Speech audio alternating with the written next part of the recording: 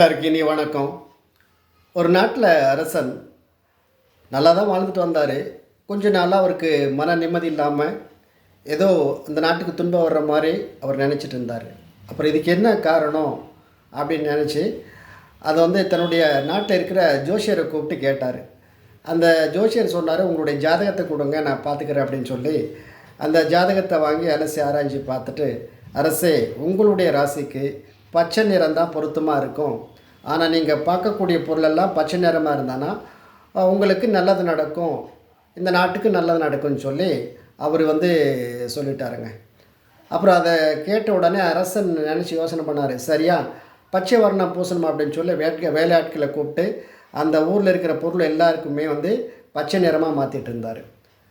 அப்புறம் இதை பார்த்த உடனே அந்த ஊரில் இருக்கிற மக்கள் எல்லாம் இன்னும் ஒன்றும் புரியல, அரசு என்ன செய்கிறேன்னு சொல்லி யாருக்கும் புரியல. அப்போ அந்த ஊருக்கு ஒரு மகான் வந்தார். அரசனை சந்தித்து, அரசே, இந்த மாதிரி பொருள் எல்லாத்தையும் பச்சை நிறமாக மாற்றிட்டுருக்கீங்களே, உங்கள் நாட்டில் என்ன விசேஷம் அப்படின்னு சொல்லி அந்த மகான் கேட்குறாரு.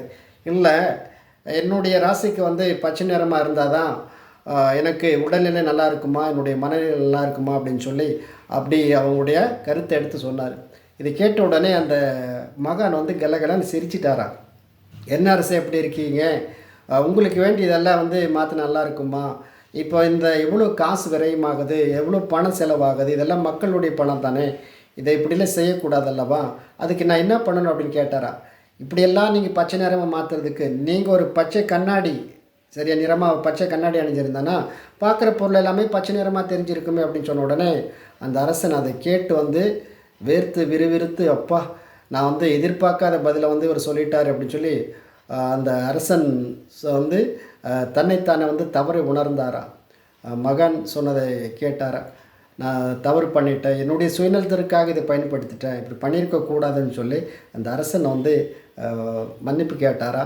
அவர் திருந்தினாரா. அப்போ சுயநலத்துக்காக வாழ வேண்டாம், பொதுநலத்துக்காக இருங்க அப்படிங்கிற செய்தியை இந்த வீடியோ மூலம் நம்ம தெரிஞ்சுக்கிறோம். இந்த வீடியோ பிடித்திருந்தால் லைக் பண்ணுங்கள், ஷேர் பண்ணுங்கள், சப்ஸ்கிரைப் பண்ணுங்கள். நன்றி, வணக்கம்.